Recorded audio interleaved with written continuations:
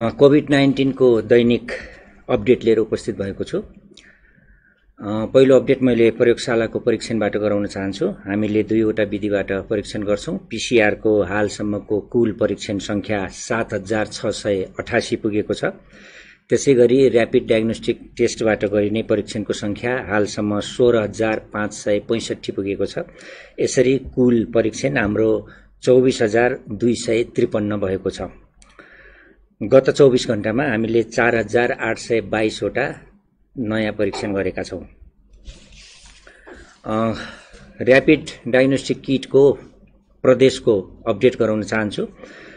प्राय सबै जिल्लाहरूमा यो सुरु भइसकेको छ। सुरु नभएका जम्मा 2 वटा जिल्लाहरू छन्, सोलुखुम्बु र डोल्पा।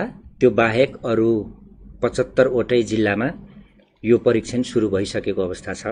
हामीलाई रिपोर्टहरू प्राप्त पनि भइरहेका छन्। क्वारेन्टाइनमा हाल बसेका व्यक्तिहरूको संख्या 4607 छ। त्यसैगरी आइसोलेसनमा रहेका व्यक्तिहरूको संख्या 90 छ, जसमध्ये काठमाडौँ उपत्यका भित्र 5 जना हुनुहुन्छ भने उपत्यका बाहिर 85 जना हुनुहुन्छ। कल सेन्टरको अपडेट गराउन चाहन्छु। हाम्रो 2 वटा कल सेन्टरहरू हो, 1133 र 1115। त्यो 2 वटा कल सेन्टरमा 2632 वटा जिज्ञासाहरू आएका छन् गत 24 घण्टामा, जसको हामीले सम्बोधन गरेका छौं। यो कल सेन्टरहरू विभिन्न प्रदेशको पनि छ। प्रदेशको अपडेटमा यो कुराहरू पनि आइरहन्छ। कोभिड-19 सम्बन्धी हाम्रो मोबाइल एप हाम्रो स्वास्थ्य छ र वेब पेज छ हाम्रो covid19.mohp.gov.np। त्यो 2 वटा एप्लिकेसनहरूमा आफ्नो स्वास्थ्यको सेल्फ इभ्यालुएसन गर्ने संख्या हालसम्म 18208 पुगेको छ। गत 24 घण्टामा 578 जना व्यक्तिहरूले सो मूल्याङ्कन फारम भर्नु भएको छ हाम्रो वेब पेज र मोबाइल एप मार्फत। त्यसमा रेड जोनमा पर्ने हालसम्मको संख्या 251 छ। गत 24 घण्टामा 2 वटा मात्र रेड जोनमा पर्नु भएको छ। यो भनेको सम्भावित संक्रमित हुन सक्ने व्यक्तिहरू हुनुहुन्छ। उहाँहरूको ट्रेसिङ हामीले सम्बन्धित महाशाखाबाट र कल सेन्टरहरूबाट गरिरहेका छौं। हाम्रो वेबसाइट हेर्नेको संख्या दिन प्रतिदिन बढिरहेको छ। 5,10,818 पुगेको छ। त्यसैगरी हाम्रो मोबाइल एप प्रयोग गर्ने संख्या 55,230 पुगेको छ। आज भएका मुख्य क्रियाकलापहरूको जानकारी दिन चाहन्छु। पीसीआर मसिन पाटन अस्पतालमा जडान भएको छ र छिटै टेस्ट सुरु हुँदैछ। यसरी 14 भन्दा बढी 14 संख्या पुग्छ हाम्रो नेपालभरि पीसीआर टेस्ट हुने स्थानहरू। त्यसैगरी अर्को अपडेटमा हामीले गत हप्ता नै 5-5 हजारका दरले र्यापिड डायग्नोस्टिक किट चाहिँ प्रत्येक प्रदेशमा पठाएका थियौं र अहिले फेरि पुनः आवश्यकता अनुसार 30,000 भन्दा बढी र्यापिड डायग्नोस्टिक किटहरू सबै प्रदेशमा गरेर त्यति संख्या पठाइसकिएको छ। यो थप पठाइएको संख्या हो। यसरी हालसम्म पठाइएको 65,000 भन्दा बढी करिब 70,000 को हाराहारीमा हामीले किटहरू पठाएका छौं।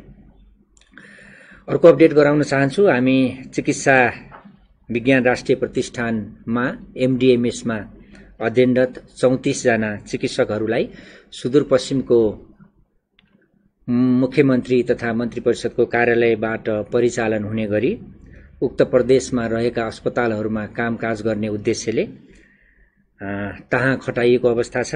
आजै उहाँहरू हवाईजहाज मार्फत चार्टर गरेर धनगढी पुगिसक्नु भएको छ। सुदूरपश्चिम प्रदेशमा छिमेकी मुलुक भारतबाट र अन्य मुलुकहरूबाट ठूलो संख्यामा व्यक्तिहरू नेपालीहरू आउनु भएको छ। यसलाई दृष्टिगत गरी र पहिलो चरणमा हामीले टाढा रहेको प्रदेशमा, भौगोलिक हिसाबले टाढा रहेको प्रदेशमा कोभिड-19 को रोकथाम र नियन्त्रणको लागि थप जनशक्तिको आवश्यकता महसुस गरी तहाँ चिकित्सकहरूलाई पठाइएको हो। हाल उहाँहरूलाई 1 महिना अवधिको लागि पठाइएको छ। आवश्यकता अनुसार हामीले त्यो अवधि थप गर्नेछौं। मन्त्रालयले त्यो थप गर्नेछ। विभिन्न जिल्लाहरूमा र्यापिड डायग्नोस्टिक टेस्टबाट पोजिटिभ आएका रिपोर्टहरू आएका छन् र हालसम्मको पीसीआर परीक्षणमा उहाँहरूको नतिजा नेगेटिभ छ, केहीको परीक्षणको क्रममा छ। त्यसैले हाल संक्रमितको संख्या जम्मा 16 हो। 1 जना घर फर्किएको अवस्था र 15 जनाको टेकुमा 2 वटा, पाटनमा 2 वटा, बागलुङमा 2 वटा, धनगढीमा 5 वटा र वीरगञ्जमा 4 जना गरी उपचार भइरहेको छ। सबैको स्वास्थ्य स्थिति सामान्य छ। अन्तमा म एउटा अनुरोध सहित आफ्नो अपडेट अन्त्य गर्न चाहन्छु। आजको अनुरोधमा मैले स्वास्थ्य तथा जनसङ्ख्या मन्त्रालयको तर्फबाट नियमित रूपमा आधारभूत स्वास्थ्य सेवा सुचारू नभएको विषय केही स्थानमा प्राप्त भएको छ। नियमित खोप सेवा, सुरक्षित मातृत्व सेवा, नवजात शिशु उपचार सेवा, सुरक्षित गर्भपतन सेवा, परिवार नियोजन सेवा, क्षयरोग, मलेरिया र HIV को विरुद्धका औषधिहरू सेवन गर्ने सेवा लगायतका विभिन्न आधारभूत सेवाहरू केही स्थानहरूमा अवरुद्ध भएको गुनासोमा यस मन्त्रालयको ध्यानाकर्षण भएको छ। यस सम्बन्धमा हालै जारी गरिएको कोभिड-19 को महामारी सन्दर्भमा कोभिड तथा अन्य स्वास्थ्य सेवा प्रवाहका लागि अन्तरिम निर्देशिका जुन जारी गरिएको छ, त्यो निर्देशिकामा पनि यस सम्बन्धी उपचार गर्ने अस्पतालहरू बाहेक अन्य अस्पतालहरूले नियमित रूपमा यस्तो किसिमको आधारभूत स्वास्थ्य सेवा दिनुपर्छ भन्ने उल्लेख गरिएकै छ। तसर्थ हरेक स्थानीय तहमा रहेका हेल्थ पोस्टहरू, प्राथमिक अस्पतालहरू, प्राथमिक स्वास्थ्य केन्द्रहरू मार्फत नियमित रूपमा यस किसिमका आधारभूत स्वास्थ्य सेवाहरू प्रदान गरिरहन यस स्वास्थ्य तथा जनसङ्ख्या मन्त्रालय अनुरोध गर्दछ। यसका लागि आवश्यक पर्ने औषधि र औषधिजन्य सामग्री उपकरणहरू स्वास्थ्य सेवा विभाग मार्फत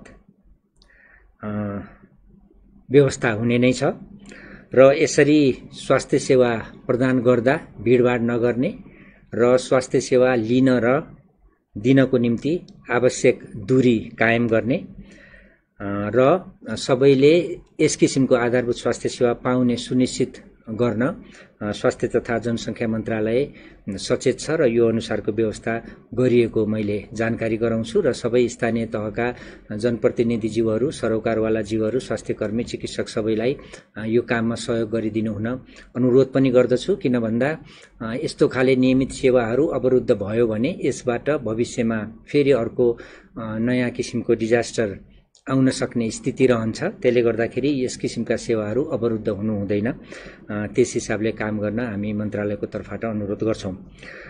आज अब धेरै जसो विषयमा अस्पतालको व्यवस्थापनको कुरा, संक्रमितहरूको अवस्थाको बारेमा, संक्रमितहरू र सम्भावित संक्रमितको उपचार कसरी गर्ने, कस्तो किसिमको जटिलताहरू आउन सक्छन् र अस्पतालहरूले के गर्नुपर्छ र आफ्नो अनुभव सहित केही विचारहरू राख्दिन हामीले फोक्सो रोग तथा आइसियु विशेषज्ञ डाक्टर अर्जुन कार्कीलाई यहाँ निम्ताएका छौं। म अब डाक्टर साहबलाई यस कुरामा प्रश्न पारिदिन अनुरोध गर्छु।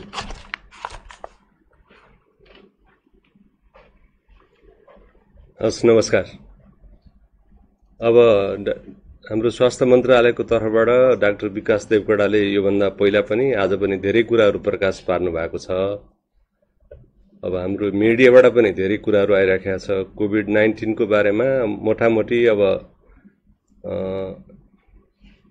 हाम्रो सार्वजनिक तहमै सूचनाहरू प्रशस्त मात्रामा प्रवाह भइराखेका हुनाले त्यसको बारेमा धेरै चर्चा गरिराख्नु आवश्यक छैन। म अलिकति छोटकरीमा के भनेदेखि महत्त्वपूर्ण कुरा भन्न चाहन्छु।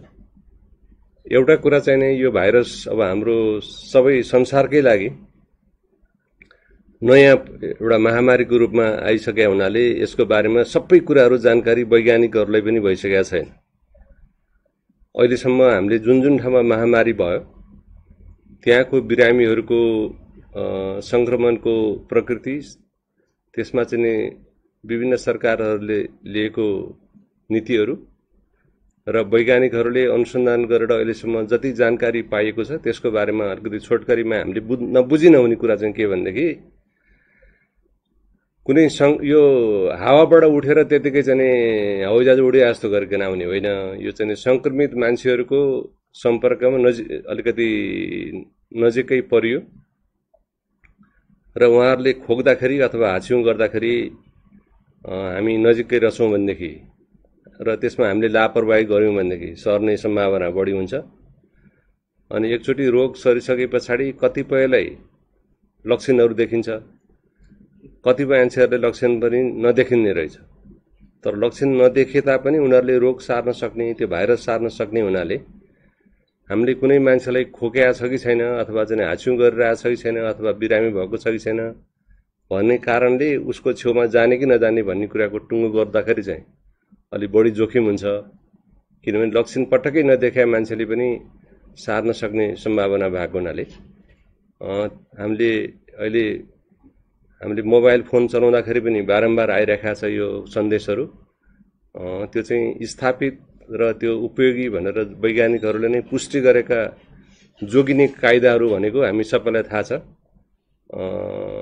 सकेसम्म भिडभाडमा नजाने, जानै पर्यो भनेदेखि पनि अब केही दूरीको अवस्थामा बसेर मात्रै चाहिँ त्यो आफ्नो कामहरू सिद्ध्याउने, छिटछिटो र घर फर्किने।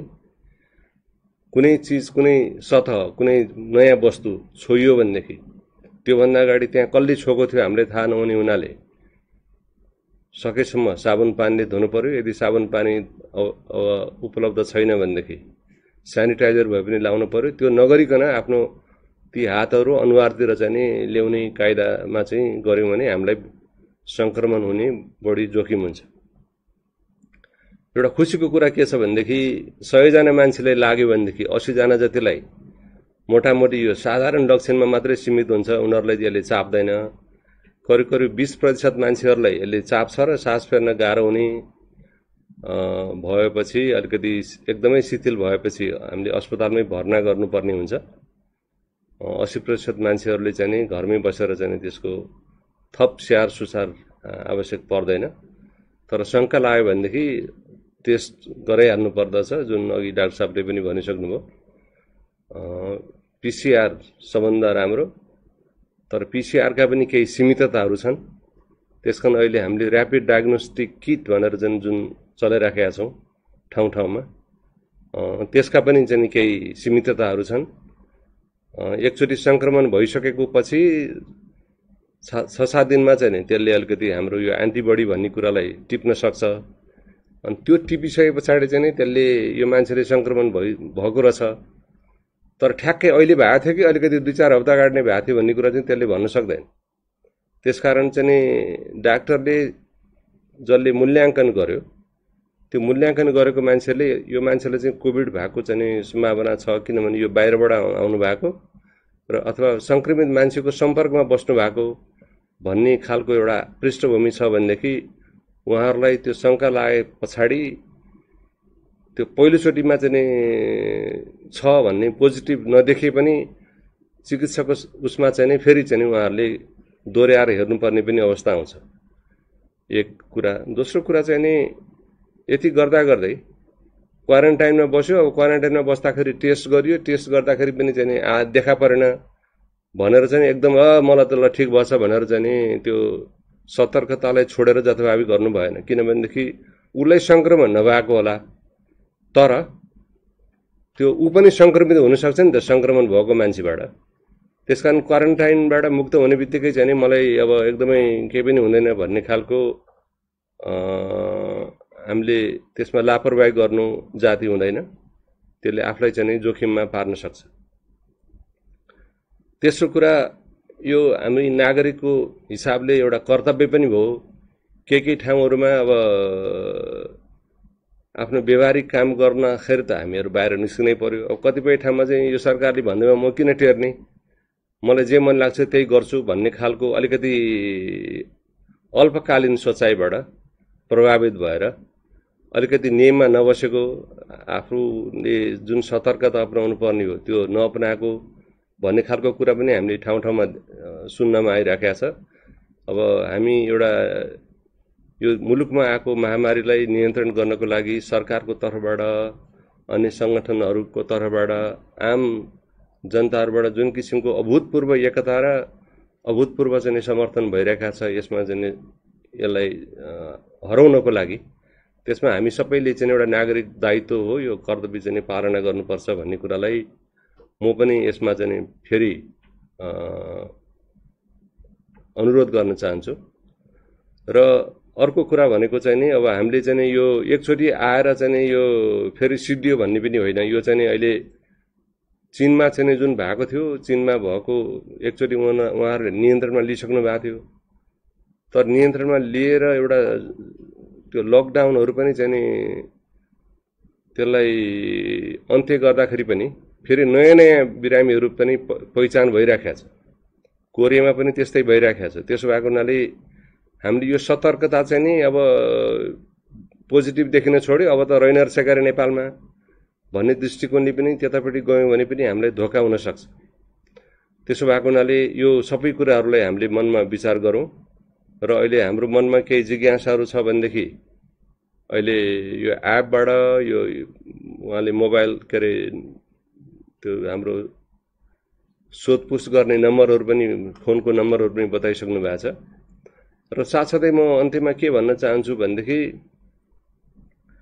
अहिले हामीले मिडियातिर पनि कतिपय मान्छेहरूले यो सामाजिक सञ्जालहरूमा पनि अलिकति चाहिँ नमिठो कुराहरू, अलिकति घोजपेचका कुराहरू, अलिकति सरकारलाई चाहिँ जसरी हुन्छ अलिकति चाहिँ घोज्नै पर्छ भन्ने खालको कुराहरूले पनि मान्छेहरूलाई अनाहकमा चाहिँ एउटा दिग्भ्रमित पार्न सक्ने खालको कुराहरू पनि त्यस्तो अभिव्यक्तिहरू पाइएको छ। अब यो अहिले महामारीमा सरकारका कमी कमजोरीहरू हुन सक्छन्, उनीहरूलाई चाहिँ हामीले यो गर्नु भएन भन्ने त्यस्ता खालका ठोस कुराहरू छन् भने सुझाव पनि दिँदै जानु पर्यो। सरकारले जे गर्छ चुप लाएर चाहिँ बस्ने भन्ने पनि होइन। तर अहिले चाहिँ सानो कुरा भयो कि त्यसलाई यही बेलामा हो हान्ने भन्ने ढङ्गको पनि व्यवहार गर्नु हुँदैन होला अहिले। त्यसो भएको हुनाले यो अहिले के सरकार, के नागरिक, के अन्य पेसाकर्मीहरू, स्वास्थ्य कर्मीहरू सबैले मिलिजुली एउटा गर्नुपर्छ। र अन्त्यमा म के भन्न चाहन्छु भनेदेखि यो स्थानीय तहमा अहिले खास गरिकन कर्णाली प्रदेशमा चाहिँ त्यहाँको जनताहरूले स्वयंसेवकहरूको परिचालन गरेर यो बाहिरबाट आएको मान्छेहरूलाई क्वारेन्टाइनमा कसरी राख्ने, उनीहरूलाई चाहिँ कुनै लक्षणहरू देखा पर्यो भनेदेखि त्यो कन्ट्याक्ट ट्रेसिङ भनेर भन्छ, उनीहरूको संसर्गमा आएको मान्छेहरूलाई कसरी पत्ता लगाउने, कसरी पहिचान गर्ने भनेर स्वयंसेवकहरूको चाहिँ टोलीहरू गठन गरेर उहाँहरूले एकदमै अभूतपूर्व कामहरू गर्नुभएको छ। मलाई लाग्छ त्यो चाहिँ नि अन्य ठाउँहरूमा, अन्य प्रदेशहरूमा, अन्य समुदायमा पनि त्यसको तौर तरिका र त्यसको पाठहरू सिकेर हामीले त्यसलाई लागू गर्नुपर्छ होला आफ्नो स्थानीय ठाउँमा भन्ने पनि म आम जनतालाई पनि स्वास्थ्य मन्त्रालयले पनि अनुरोध गर्न चाहन्छु। ठिक छ, टाइम सिद्धियो। हस्, धन्यवाद।